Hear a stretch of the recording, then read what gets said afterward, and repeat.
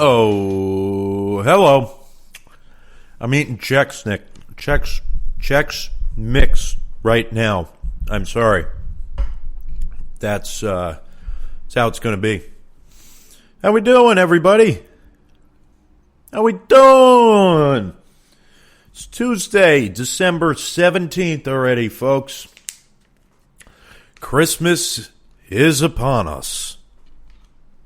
And what a wonderful time it is. How we doing? Welcome back to Comedy Therapy with Christian. Tuesday, December 17th, 2019. Special edition. There's nothing special about this.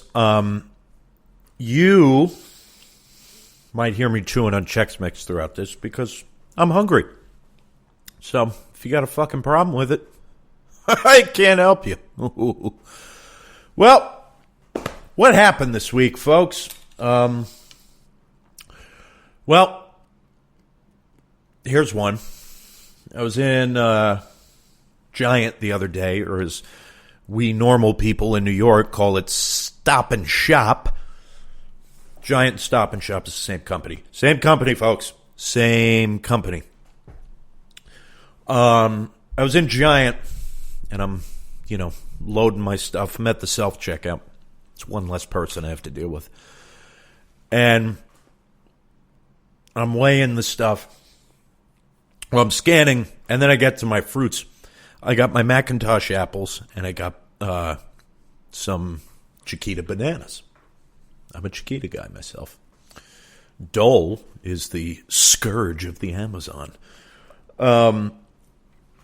So I'm scanning everything, and when you get to the fruits, you have to weigh them, right? And then you have to select them. But they insert the other automated voice into the speaker when you're checking out. And so, I'll put my apples on there, and it'll say, please take your Macintosh apples. It'll scream at you. It's enough to give you a heart attack. And then this woman comes up. I have a cart, okay? I have a cart, not a basket. I got a cart. And a few bigger things I need to get. This woman is on the phone, and guess what? She's right behind me in line. She comes up as I'm at the machine. It's the first machine that's closest to the line. She comes up and starts leaning on my cart and puts her bag in my cart. Now, I could have just been an asshole and left the cart there and said, well, not my cart, not my problem. But instead of being an asshole, I'm an idiot. So I'm like, great, now what am I going to do? So there I am standing like an idiot, holding on to the end of this cart, waiting for this woman to finish her conversation and pay for her grits. It was literally all she had was grits. That was it. Which, the self-checkout lane is an appropriate place to go when you have one item. And I'm waiting for her to buy her grits. And she's leaning there, and I'm like, when is she going to take this stuff out of my fucking cart? And I just look at her, and I point at her bag. I go, do you need this? Because I want to get out of here. I understand you want to talk on the phone right now, but I want to get the hell out of here. And she's just like nodding, not really paying attention to me, continuing her conversation. There I am, breathing heavy. And they'll always have an attendant from the store at the self-checkout lanes to make everything run smoothly, although they seem to always complicate things. And she comes over and she's like, is there a dispute? I'm like, first of all, why are you asking if there's you walk into a situation like that, regardless of what you think it is, and you say either A, how can I help you? Or B, is there a problem here? Not, is this a dispute? What is that, your fucking textbook?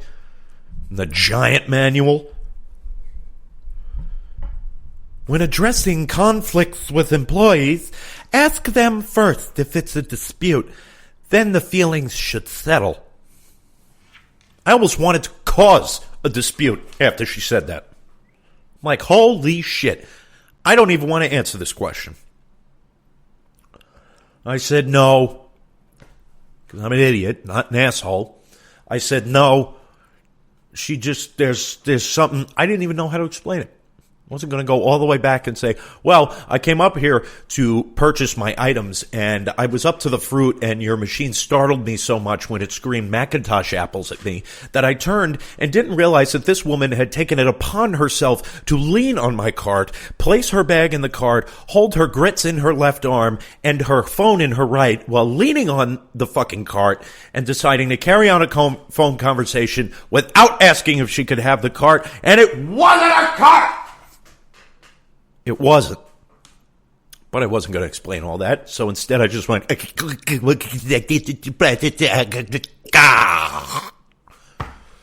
was it. That was it, folks. This is my life. This is how pathetic it is. Drink some water. Going back to Long Island this weekend. That should be fun. It was good to go back. Always good. Good to see the family, you know. What else is going on this week? Oh, there's a little movie called Star Wars coming out. The first reactions came out last night. They had the premiere last night in Hollywood, which I saw. A bunch of different people were there on different social media accounts that I follow. The wild card to me was Slash was there, and him and his girlfriend were posting pictures there, and I'm like, this is interesting. I didn't expect worlds to collide like that. I loved it. I loved seeing it. I'm like, cool. Got Star Wars and you got Slash. Slash Star Wars. Slash Wars. So this morning I woke up and eagerly checked to see what the first reactions to the film are, because they have what's called a review embargo on the film until Wednesday, which means that you cannot put out an actual review on the internet until the embargo lifts on Wednesday. But you can put up little reactions, either I loved it, I hated it, I liked it, I didn't like it, it was okay. You can put up little things like that. But you cannot do, I'm not sure of the actual parameters of it, but you can't do a full review. So I was looking at some reactions here. I figured we'd all go through them. It's a big week. Let's see, Star Wars, The Rise of Skywalker. Let's see, Regal Gallery Place. I'm seeing it at the Lockheed Martin IMAX Theater, Landmarks Atlantic Plumbing Cinema. Star Wars, The Rise of Skywalker divides critics in first reactions. What does it say? Rude. What? What is this? What the fuck is this headline? Rude to Rian Johnson. Okay, well, I thought we didn't like Rian Johnson people. What the fuck is going on?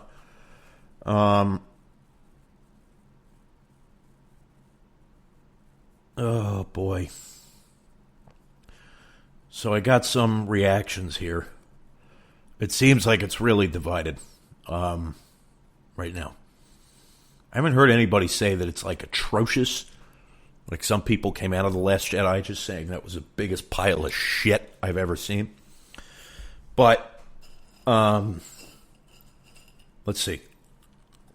Michael Ryan writes, Star Wars, The Rise of Skywalker is certainly the most convoluted Star Wars. That's good news. There's a lot I liked, but the first half gets so bogged down with exposition and new plot and doodads and beacons and transmitters. Feels like it should have been 3 movies on its own. Wow. He also goes on to say, my favorite Star Wars are the ones that take their time and focus on the characters. The whole first half felt like all exposition. It does get better, and Lando rules, but there's just so much plot, it feels so rushed. And the Emperor stuff is so weird. Well, that's my biggest concern. That's my biggest question. What's going on with the Emperor? Laura Prudhomme writes, I'm still processing Star Wars The Rise of Skywalker. The emotional highs are spectacular. There are a lot of payoffs. Some of them were earned, some of them were not. But some choices feel like an unnecessary course correct from The Last Jedi, and some just plain don't make sense. Need to see it again. Okay. Rise of Skywalker could only have been ruder to Rian Johnson if they had motion smoothed it. So it was rude to Rian Johnson. I don't understand. That was Kyle Buchanan who said the rude thing. Yolanda Machado says, so I'm not too surprised, and at times I felt too much fan service was given, but The Rise of Skywalker is everything and nothing that you're expecting. So I guess what my immediate reaction is, God, I love this franchise, and I'll miss the Skywalker saga. Adam B. Very writes, I'm going to need a minute to digest Star Wars The Rise of Skywalker.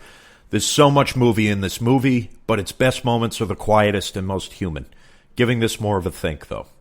Eric Davis writes, epic, all of it. The Rise of Skywalker is a terrific finale that is just stuffed with so much of everything, action, adventure, answers, humor, heart, love, and grit. I spent the entire second half with tears in my eyes. A wonderful way to end the Skywalker story.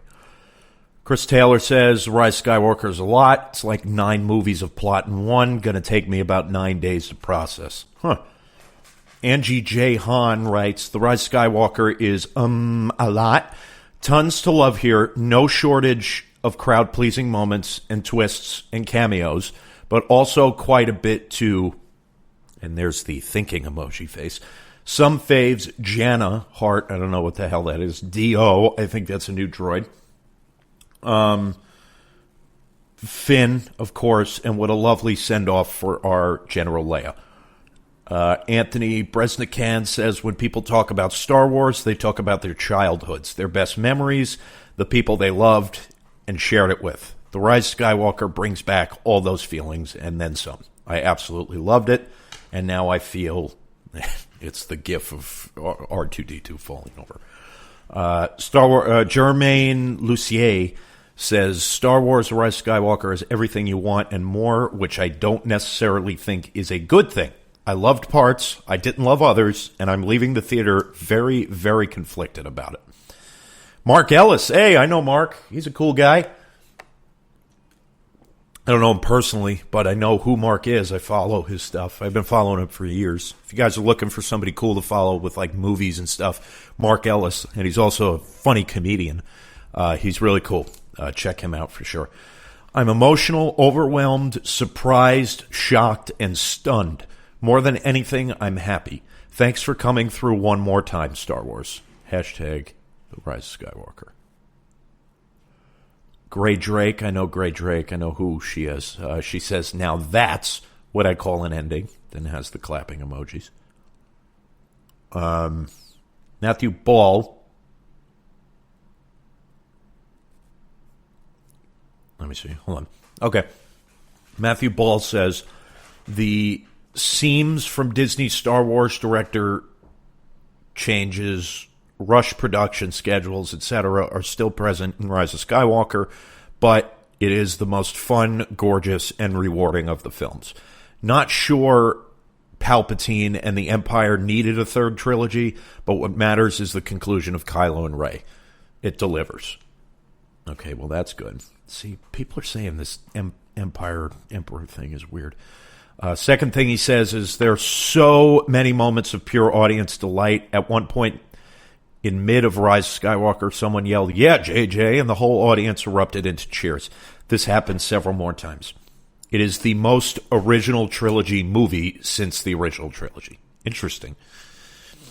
Eric Eisenberg, I believe he's with Collider. No, maybe he's not with Collider. Maybe he's with Cinema Blend. I don't remember. I definitely know that name. Eric Eisenberg, there's good in Star Wars: The Rise of Skywalker, but there's more that's disappointing. There are a number of choices that just don't track, fan service that doesn't work, and ignored details that are missed. I'm bummed. Cinnamon Blend says, well, The Rise of Skywalker is a drastic departure from The Last Jedi, but also not as invigorating as The Force Awakens. It is a movie packed with action. It's seriously nonstop, but also jammed with fan service. Star Wars fans, brace for the debates. Oh, I'm ready. Okay, so you get the picture.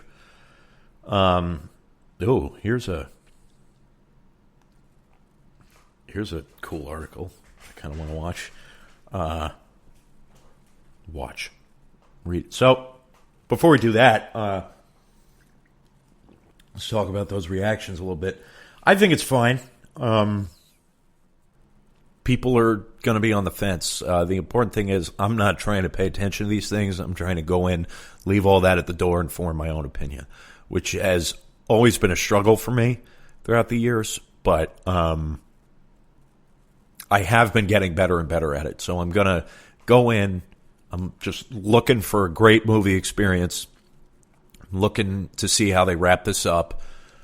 If the Emperor stuff is weird, if the Empire stuff feels shoehorned in, so be it. It'll be cool. Whatever. All right. Let's see. This article is called "These Movies Almost Destroyed Actors' Careers." Hollywood is a fickle place where one misstep can end a person's career.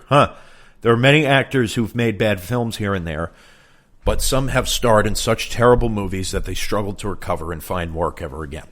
From Hayden Christensen's hated role in Star Wars to Mike Myers' Love Guru flop, check out the movie that destroyed or at least sidelined A-listers' careers. Okay, everyone hated Hayden Christensen's whiny character in Star Wars. Yeah, that's true. So he's the first one. He had a few films under his belt when he got to Attack of the Clones. He even got a Golden Globe nomination for another film, Life as a House. Yet when he joined the franchise, there were many complaints about his whiny character. Everybody hated him. After he appeared in Revenge of the Sith, his and the director's career stalled. He's appeared in a few films since, such as Jumper and American Heist, but it appears like casting directors can't get his portrayal of Anakin Skywalker out of their minds. Still, he has 2 films in post-production for 2018. This is an old article. Yeah, I mean, it was bad. Some people kind of look back on it with nostalgia. Again, if I don't know any of these, I'm not going to really go into detail. Freddy Got Fingered destroyed Tom Green's career. Okay. I've heard about the movie. Never heard of Tom Green. Maybe that's why. Chris O'Donnell struggled following Batman and Robin. Yeah, anybody could struggle. I mean, Clooney didn't really struggle after that, but I think Chris O'Donnell, I mean, Chris O'Donnell came back. He's on like one of the NCIS, right? NCIS Los Angeles, yeah. Well, he came back from that. It sounds like Batman and Robin wearing the tidy whities gives people a bad taste in their mouth. All right, let's see who's next. This website is called unfilteredhooch.net. Whatever. Showgirls was Elizabeth Berkley's undoing. Okay. I don't know who that is. I'm going next. I'm going to go through this whole fucking thing. Ben Affleck should not have starred alongside Jennifer Lopez in Geely. Okay. He had a pretty varied career. He had a few missteps, Pearl Harbor and Daredevil, but also some big hits, Good Will Hunting and Armageddon, the first of which landed him an Oscar before the age of 25. And he decided to star in a film with his then-girlfriend, Jennifer Lopez. Oh, they were dating? I didn't even know that. People hated it. While it seemed like the movie should have been a career ender, Affleck managed to rebound. In 2012, he directed and starred in Argo, which won 3 Oscars. Gone Girl was also great, but his stint as Batman has received mixed reactions. That's true. But that was not enough to sideline him because there were a lot of people who also thought that was good. Jake Lloyd in The Phantom Menace, another Star Wars. He was bullied at school and was the target of fan backlash. Unfortunately, he was diagnosed with schizophrenia in 2015 and arrested for reckless driving. Wow, I had no idea. I mean, he wasn't that bad. I mean, I've seen, like, once in a blue moon you get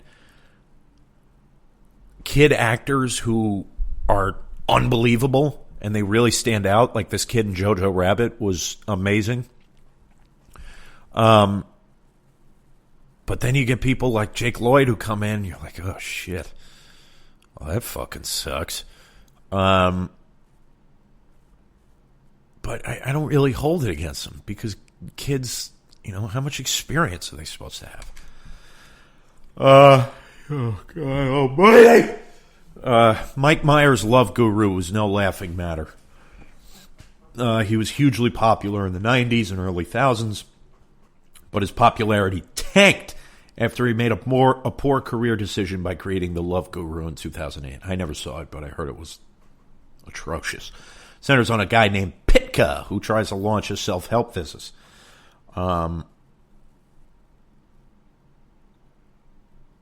It failed to resonate, and Mike Myers pretty much only made a cameo in Inglourious Basterds after that. Terrence Howard was forced to work hard following his departure from Iron Man. That's right, he was the original roadie. While Iron Man catapulted Robert Downey Jr.'s career, it nearly tanked Terrence Howard's prospects. He previously shined in films such as Hustle and Flow and Crash, but when Howard was offered a severe pay cut for the Iron Man sequel, he chose not to return and was replaced by Don Cheadle. For years, Howard struggled in the industry, only appearing in minor films. Eventually, he dug his way back in and slowly started building up his resume once again. But it wasn't until 2015 that he finally got his groove back in the highly successful and critically acclaimed TV drama Empire. Yeah, that's right. I always see fucking pictures for that. I yawn at the end of every article. Cuba Gooding Jr.'s career took a nosedive following Boat Trip. Okay, I see dudes dancing with each other and Cuba Gooding Jr. doing a weird dance. So, okay. He was O.J. Simpson in American Crime Story. Sean Connery's final film was a hot mess. He will always come to mind when you think of James Bond. Whatever happened to one of the most iconic 007s on the big screen? He also won an Academy Award in 1987 for his role in crime drama The Untouchables. He was also in Indiana Jones, let us not forget, The Last Crusade. Yet his career seemed to disappear without a trace. In 2003, he starred in the film The League of Extraordinary Gentlemen, which took place in a fantastical Victorian-era world. It was lambasted by critics, including Roger Ebert, who called it a mess. It was Connery's final film, but not a good one to end on. It was also Stephen Norrington's last directing gig. I never saw that one either. I don't know what it is. After every single person's done, I yawn. John Travolta took a big hit after making a Scientology-inspired film. Yeah, well, he's a really crazy Scientologist, so what else you want me to fucking say? Halle Berry had to claw her way up after Catwoman. Yeah, that I've never seen for obvious reasons, because I heard it was awful. And yeah, I did hear that almost... Mark Hamill's star power diminished following Return of the Jedi. When Mark Hamill was cast in George Lucas's highly successful franchise, he had practically zero acting experience. Even though it's one of history's most celebrated franchises, Hamill was known for nothing else compared to co-stars Harrison Ford and Carrie Fisher. Ford was able to reinvent himself as Indiana Jones and other characters, while Hamill was typecast. Made up for it with the various voice roles he played in the coming years, and there have been numerous. Yeah, he does a really good Joker, actually, and had some small parts in the 90s. In 2015, he reprised Luke Skywalker in Star Wars The Force Awakens, and he also starred in Star Wars The Last Jedi. Again, but that's the same character. That's true, I haven't really seen him in anything else. Tank Girl tanked Lori Petty's career, okay? These are all like really bad... No. They're not all really bad. Chris Kattan's Corky Romano was a total failure. okay? See Chris Kattan in a Girl Scout uniform with pigtails. That's interesting. Pinocchio, Robert Benigni's Pinocchio has a 0% on Rotten Tomatoes. That's exciting. I'm going to end this article soon. How long have I been going? About 25 minutes here. Oh, Son of the Mask didn't work in Jamie Kennedy's favor. No, it didn't. That was a fucking shit show. The original Mask with Jim Carrey was great. Son of the Mask was a pile of garbage. Jamie Kennedy appeared in a string of films in the 90s and 2000s, including 3 Scream films, Malibu's Most Wanted, and Harold and Kumar Go to White Castle. Then someone decided to make a sequel to Jim Carrey's The Mask, titled Son of the Mask, starring Kennedy. While the actor was funny in small doses, it was impossible for him to make the film work. The visual effects were awful, and the screenplay wasn't good either. The project pretty much ruined his career. However, he landed a recurring role in the show Ghost Whisperer and later voiced a role in the Cleveland Show. I remember he got fucking death threats from that. Brandon Routh's portrayal as Superman was mediocre at best. Yeah, I just heard that the movie itself, like, nothing happened. Like, it was just Superman lifting stuff. Not really fighting or battling anybody. Rollerball was a bad decision for Chris Klein. Okay? I don't even know who that is. Hey, I went a couple stories without that voice, though. Brad Pitt and War Machine. Yeah, I remember hearing his voice in that. Yeah, whatever. I didn't see that. I remember watching like 2 minutes of it and being like, nope, click. Cutthroat Island cost Gina Davis her marriage and nearly her career. Cost her marriage. Oh, she divorced the film's director. Babies and Vin Diesel don't mix. Is this about the pacifier? I used to love that fucking movie. That's great. I'm going to angrily shoot some Chex Mix. I love that movie. What does it say? Vin Diesel made his career by being a buffed-up action star. So when he signed on to the family comedy The Pacifier, it didn't make sense. Diesel played a U.S. Navy SEAL working undercover who ends up taking care of 5 kids. It appears that casting chose him for the role because of the irony, a muscle man on bottle duty. Yeah, but the joke was on them because it was exactly that. It doesn't work. Film received an average rating of 3% on Rotten Tomatoes. That I didn't know. Parents posting their reviews said their kids were bored. I thought it was funny when I saw it when I was little. One said, I did not laugh once. Vin Diesel just can't do kid movies. Agreed. We'd rather see him behind the wheel of a fast car. Next.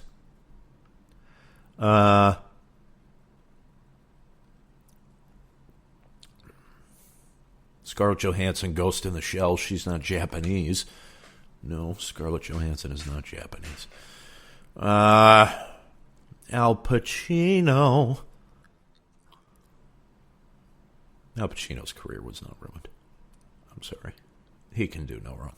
Well, he was in that fucking Jack and Jill movie. Oh! Adam Sandler. Ugh. Well, folks, I'm not going to read the rest of that article. Because that would just be shameful. I'm not into shaming people. See if there's any other Rise of Skywalker things.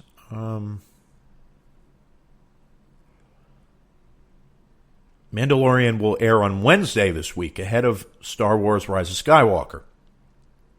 Okay.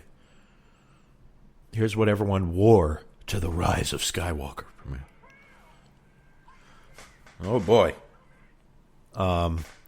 So, I hope I didn't just cut out there. So,